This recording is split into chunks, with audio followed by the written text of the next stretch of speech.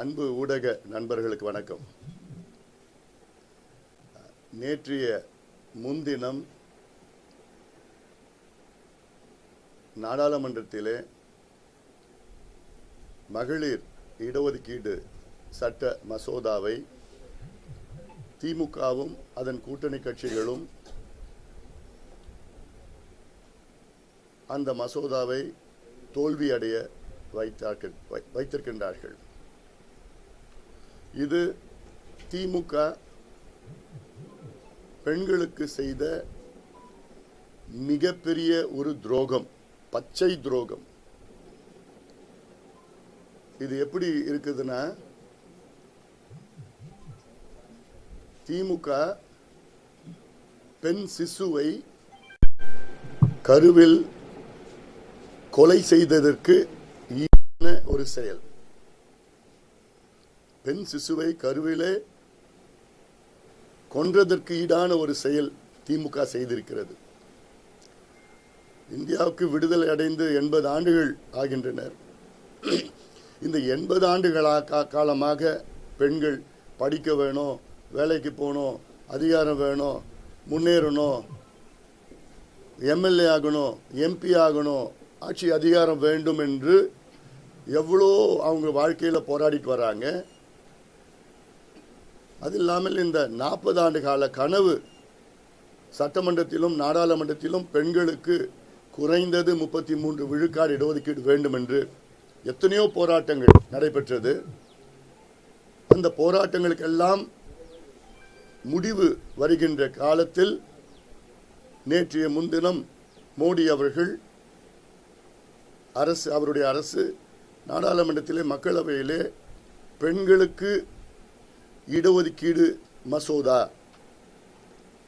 இடஒதுக்கீடு என்றால் பெண்களுக்கு சட்டமன்றத்திலும் நாடாளுமன்றத்திலும் குறைந்தது 33 விழுக்காடு இடஒதுக்கீடு வழங்குகின்ற ஒரு சட்டம் இது.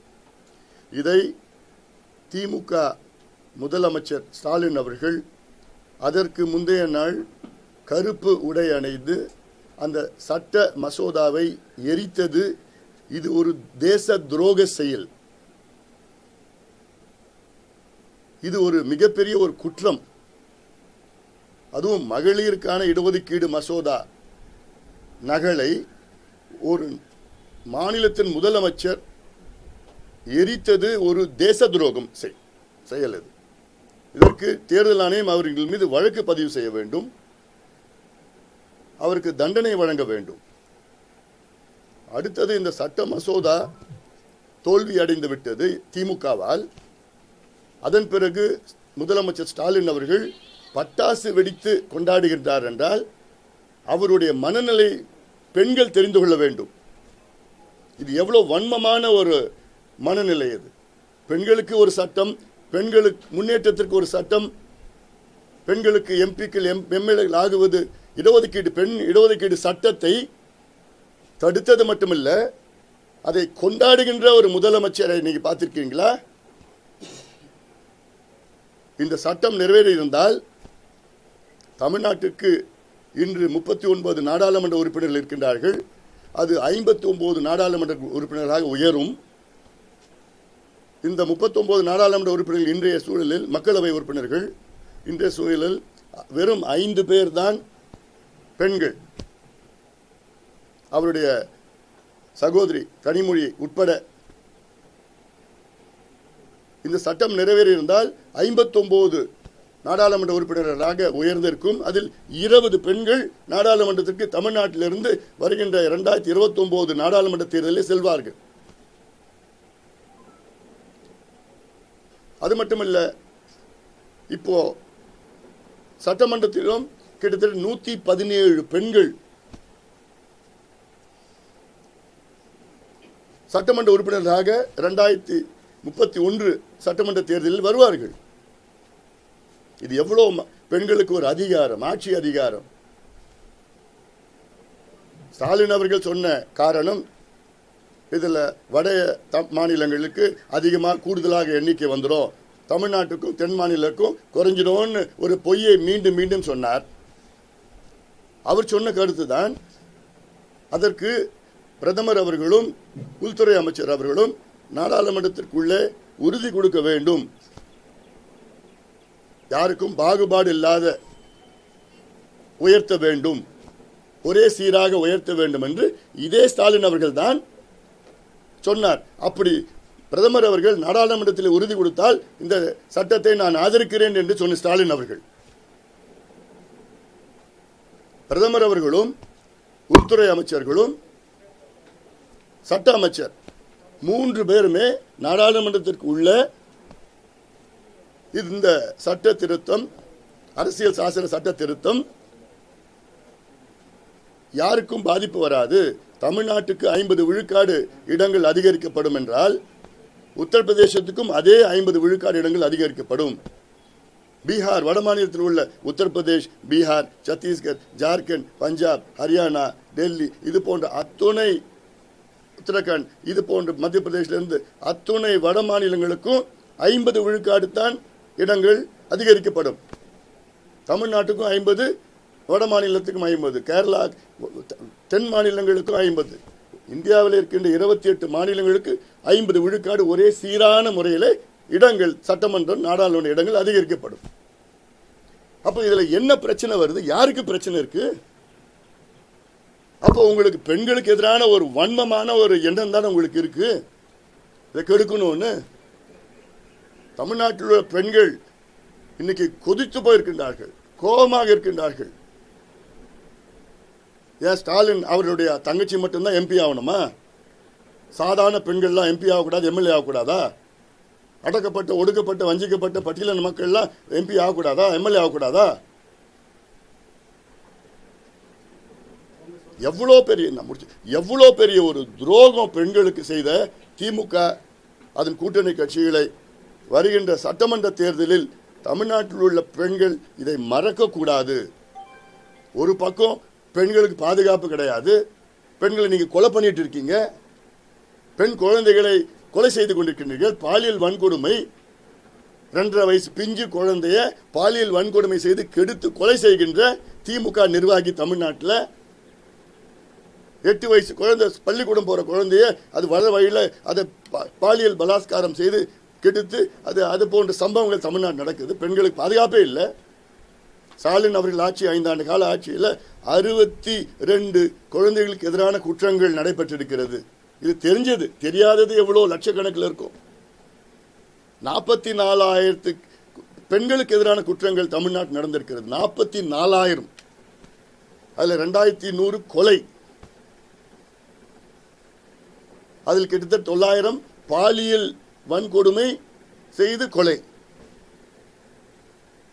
ஒரு பக்கம் பெண்களுக்கு பாதுகாப்பு இல்லை, மற்றொரு பக்கம் பெண்கள் உரிமைகளுக்கு வந்த சட்டத்தை ஸ்டாலின் அவர்கள் கெடுத்தது மட்டுமல்ல, அது கொண்டாடுறார். இன்னும் தீபாவளி வந்துருச்சாமே, என்ன கொண்டாட்டம் முதலமைச்சர் அவர்களே? தமிழக மக்கள் எல்லாம் நாங்கள் வெட்கப்பட வேண்டும், இப்படி ஒரு முதலமைச்சர் நாங்கள் வச்சிருக்கிறோம். அந்த நகலை எரிக்கிறாரு, தோல்வி அடைந்தோன்னு கொண்டாடுறாரு. நிச்சயமாக மக்கள் பார்த்துட்டு தான் இருக்கிறாங்க, பெண்கள் பார்த்துட்டு தான் இருக்கிறாங்க. அதாவது பெண் சிசுவை கருவிலே கொலை செய்திருக்கின்றார் ஸ்டாலின் அவர்கள், அதுக்கு ஈடான ஒரு செயலை செய்திருக்கின்றார் ஸ்டாலின் அவர்கள். அவர்களை பெண் யாருமே மன்னிக்க கூடாது, பெண்கள் மட்டும் இல்ல ஆண்களும் மன்னிக்க கூடாது. இந்த சட்டம் வரணும், எவ்வளவு போராட்டம், 40 ஆண்டு கால போராட்டம். அவங்க என்னென்ன சொன்னாங்களோ அத்தனை கருத்தும் மத்திய அரசு ஏற்றுக்கொண்டிருக்கிறது. உடனே இதுல ஒண்ணு, அப்படி ஒண்ணு, இப்படி போனா இப்படி ஆகும், அப்படி போனா அன்னைக்கு யார் இருக்க போறா, யார் ஆட்சியில் இருப்பா, யாருக்கு தெரிய போகுது? 10 ஆண்டுகளுக்கு பிறகு இப்படி ஆயிடும், 20 ஆண்டுகளுக்கு பிறகு இப்படி ஆயிடும்.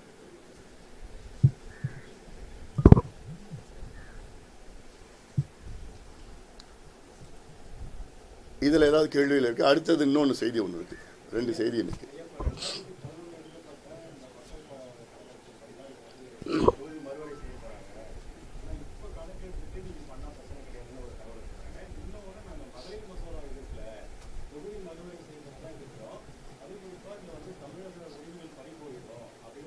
எப்படி போங்க, இதை விளக்கி சொல்லுங்க, எப்படி போகுன்னு கேட்கிறேன்.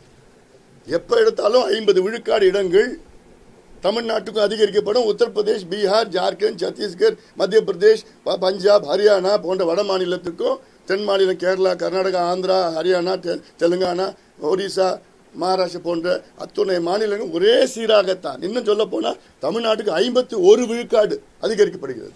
பீகார், உத்தரப்பிரதேஷ் 50 விழுக்காடு தான் அதிகரிக்கப்படுகிறது. எண்ணிக்கையிலேயே ஒன்றுமே பிரச்சனை இருக்க போதில்லை.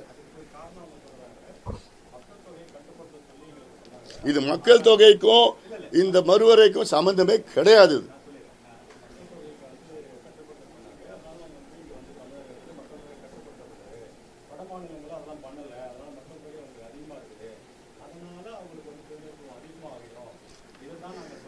இது எப்படிங்க கணக்கு தெரியலையா அவங்களுக்குலாம்?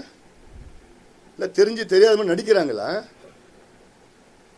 இந்த மறுவரையறை மக்கள் தொகை அடிப்படையில் பண்ண வரலையா, கொண்டு வரலையா? அவங்க ஒரே சீராக தான் கொண்டு வந்துட்டு இருக்கிறேன்னு சொல்றாங்களே. மக்கள் தொகைக்கு இதுக்கும் சம்பந்தமே கிடையாது. ஏன் 2011 சென்சஸ் என்றால் அதுல எத்தனை பெண்கள் எந்தெந்த தொகுதியில கொடுக்கணும், பெண்கள் இடஒதுக்கீடு எப்படி கொண்டு வரணும், எந்தெந்த தொகுதியில் எவ்வளவு பெண்கள் அதிகமாக இருக்கிறார்கள், அந்த தொகுதியில் பெண்களுக்கு முதல் கட்டமாக அவர்களுக்கு சட்டமன்ற தொகுதியோ நாடாளுமன்ற தொகுதியோ அது அது ஒதுக்கீடு செய்கிறது தான் 2011 சென்சஸ் வைத்து செய்திருக்கிறார்கள். மற்றபடி 2011 சென்சஸ்க்கும் எண்ணிக்கைக்கும் சம்பந்தமே கிடையாது. 2011 சென்சஸ்க்கும் எந்த தொகுதி மகளிர் கொடுக்கலாம் அதுக்காகத்தான் 2011 சென்சஸ் வைத்திருக்கிறார்கள், தவிர எண்ணிக்கைக்கும் அதுக்கு சம்பந்தமே கிடையாது. அதான் எதிர்க்கலைன்னா அவங்களுக்கு இது வரக்கூடாது. இந்த நேரத்தில் ஏதாவது எதிர்க்கணும். அது எதிர்த்து பட்டாசு கொண்டாடுறாருன்னா என்னதுக்கு அது? அதான் அது வீழ்த்துட்டாங்களா தெரிய போகுது. தேர்தல் யார் யாரை வீழ்த்துறாங்க தெரிய போகுது. பெண்கள் ஒட்டுமொத்தம் தமிழ்நாட்டு பெண்கள் திமுகவை இந்த தேர்தலில் வீழ்த்து இருக்கின்றார்கள். அது மட்டும் உறுதி. நானும் பல தமிழ்நாடு ஃபுல்லாக செய்திகள் வந்துட்டு இருக்கு. எப்படிங்க பண்ணுவாங்க? நாங்களும் எம்எல்ஏ ஆகணும், நாங்களும் எம்பி ஆகணும், நாங்களும் முன்னுக்கு வரணும், எங்களுக்கு ஆட்சி அதிகாரம் வரணும்.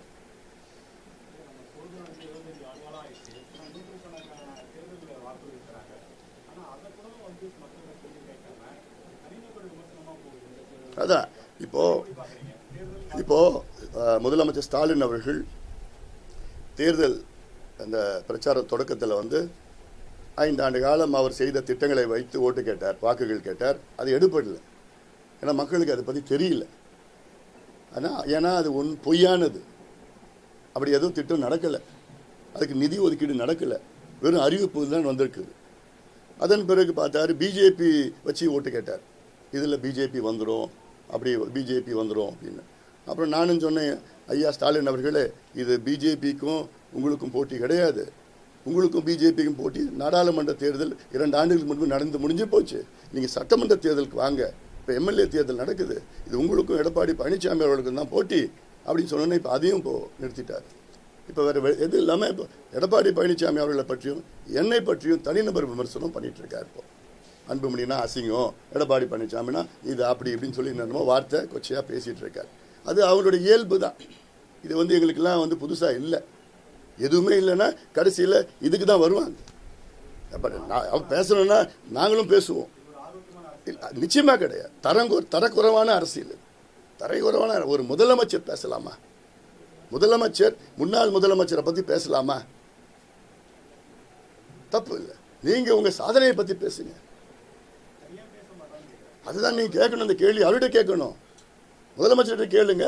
எனக்கு இல்லை, எடுப்படல, பயத்தில் இருக்கிறாங்க, தோல்வி பயத்தில் இருக்கிறாங்க, தோக்க போகிறோன்னு தெரிஞ்சு போச்சு.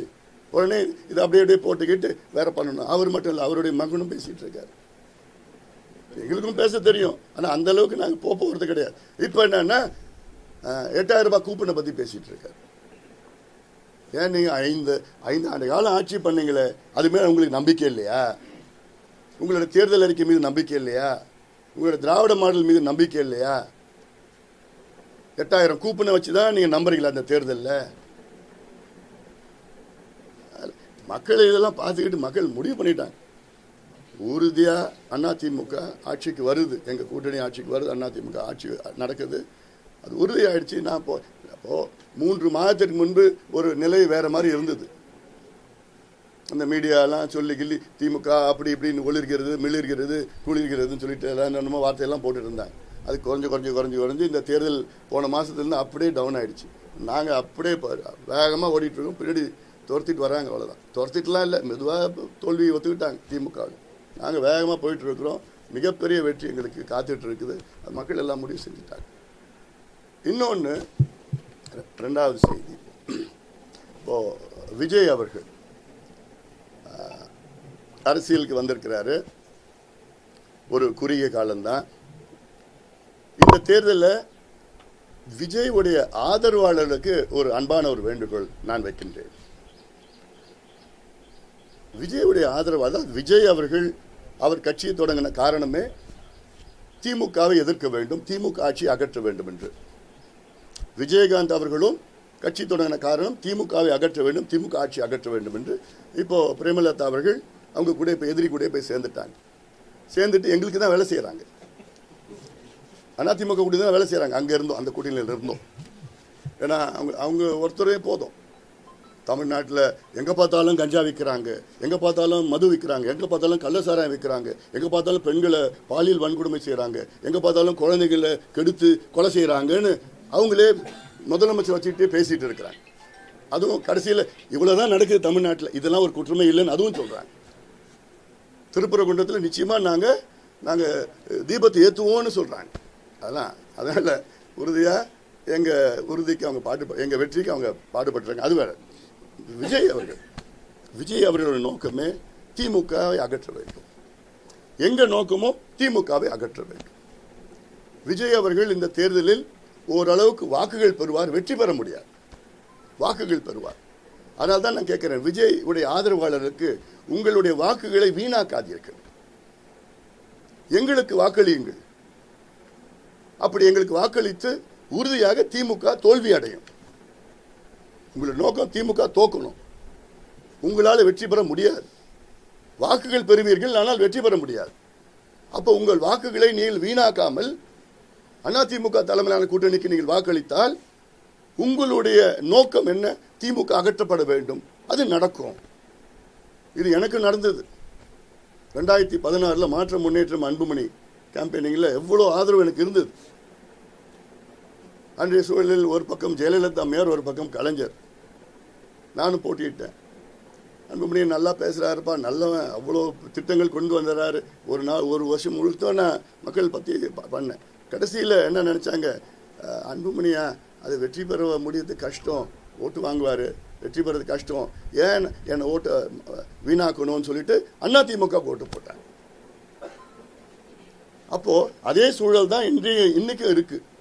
விஜயோடைய ரசிகர்களை பற்றி ஒன்றும் பண்ண முடியாது. ஏன்னா அவங்க விஜய் அவர்களுக்கு தான் ஓட்டு போட போகிறாங்க. நான் விஜயுடைய ஆதரவாளர்கள் சொல்கிறேன், உங்கள் நோக்கம் நிறைவேறணும்னா திமுக அகற்றப்பட வேண்டும், திமுக ஆட்சி அகற்ற வேண்டும் என்று உங்களுடைய நோக்கம், உங்களுடைய தலைவர் நோக்கம் நிறைவேற்றப்பட வேண்டும் என்றால் உங்கள் வாக்குகளை வீணாக்காதீங்க. உங்கள் வாக்குகளை அதிமுக கூட்டணிக்கு போடுங்கள். அதன் மூலமாக உறுதியாக திமுக ஆட்சி அகற்றப்படும், உங்களுடைய நோக்கம் வெற்றி பெறும்.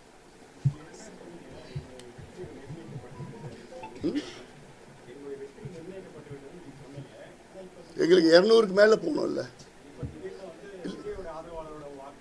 எல்லா வாக்குகளில் வேணுங்க. பெண்கள் வாக்குகள், விஜய் ஆதரவு வைக்கணும். வாஷ் அவுட் ஆகணும் திமுக எதிர்கட்சியை கூட வரக்கூடாது. அதான எங்களோட நோக்கம்.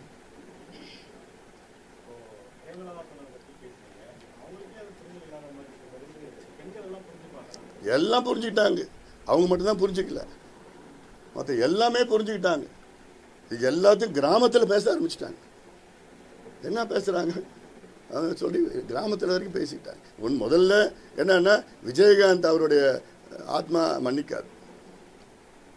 ஏன்னா அவர் கடுமையாக எதிர்த்தது, கடைசி மூச்சு வரைக்கும் திமுகவை எதிர்த்து தான் அவர் இறந்தார். ஆனால் அப்படிப்பட்டதில் அந்த யார் அவருடைய எதிரியோ அவங்க எதிரிகிட்ட போய் சேர்றது அதெல்லாம் நியாயம் இல்லாதது. அது அவங்க கட்சிக்காரனுக்கே தெரியுது, பொதுமக்களுக்கும் தெரியும்.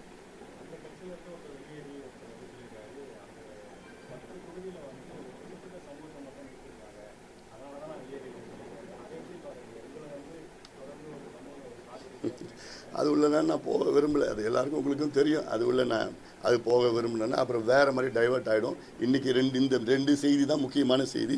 இது டைவெர்ட் ஆகக்கூடாது. திமுக கருவில் இருக்கின்ற ஒரு பெண் சிசுவை கொலை செய்திருக்கிறது. இந்த சட்டம் வரவிடாமல் தடுத்து நிறுத்தது அதற்கு சமம். அது ரெண்டாவது, விஜய் அவர்களுடைய ஆதரவாளர்கள் அவருடைய வாக்குகளை வீணாக்காமல் திமுக தோல்வி அடைவதற்காக அதிமுக கூட்டணிக்கு வாக்களியுங்கள்.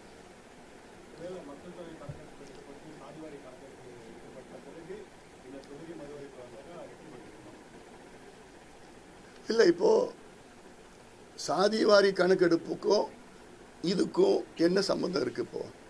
இப்போ இது வந்து பெண்களுக்கு இடஒதுக்கீடு, இது வந்து ஓபிசி அந்த மாதிரி பிரச்சனைலாம் வரல. இல்லை, பெண்களுக்கு ஆண் பெண் இதில் வந்து எல்லா சென்சஸ்லையும் வந்துட்டு இருக்கு. போன சென்சஸ்லையும் இருக்கு. இந்த சென்சஸில் திடீர்னு 2011 எத்தனை ஆண்கள் எத்தனை பெண்கள் தெரியுது நமக்கு. அதில் பெருசாக ஒரு மாற்றம் வரப்போகிறது கிடையாது. இந்த 15 வருஷத்தில் ஐயோ பெண்கள் வந்து 10% கூடிட்டாங்க, இல்லை குறைஞ்சிச்சுன்னா அவெல்லாம் வரப்போகிறது இல்லை. அதனால் இது பண்ணிடலாம். ஏன்னா அடுத்த 2029 மக்களவை தேர்தலில் வந்ததுன்னா நல்லது தானே, தமிழ்நாடுக்கு நல்லது தானே. இப்போ வரும் 5 பெண்கள் தானே இருக்கிறாங்க. 20 பெண்கள் இடஒதுக்கீட்டில் பொது தொகுதியில் போட்டிடலாம். அவங்க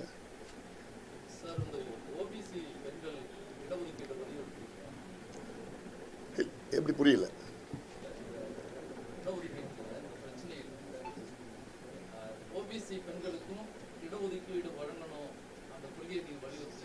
இல்லை, தமிழ்நாட்டுக்கு அந்த பிரச்சனை வரல. இங்கே தமிழ்நாட்டுக்கு வரல. பட்டியலினத்துக்கு வந்து அதில் அது பட்டியலினத்துக்கு வருது, அதுக்குள்ளே வருது. அதில் பட்டியலினத்துக்கு வருது. அதில்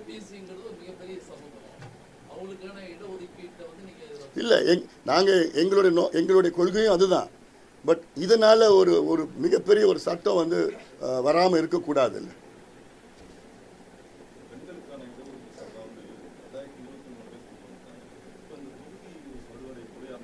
அப்போ தானே கொண்டு வர முடியும். அப்போ இது ஏற்றுக்கிட்டாங்கன்னா 2011 சென்சஸ்ன்னு சொல்லிட்டு அதை பண்ணால் தானே எத்தனை பெண்கள் எங்கெங்கே இருக்காங்க, எந்தெந்த தொகுதிகள் ஒதுக்கீடு செய்யலாம், மறுவரை செய்யலாம்னு சொல்லிட்டு அப்படி தானே கொண்டு வர முடியும். இல்லை, அதை பேஸ் பண்ணி தானே பண்ண வர முடியும்.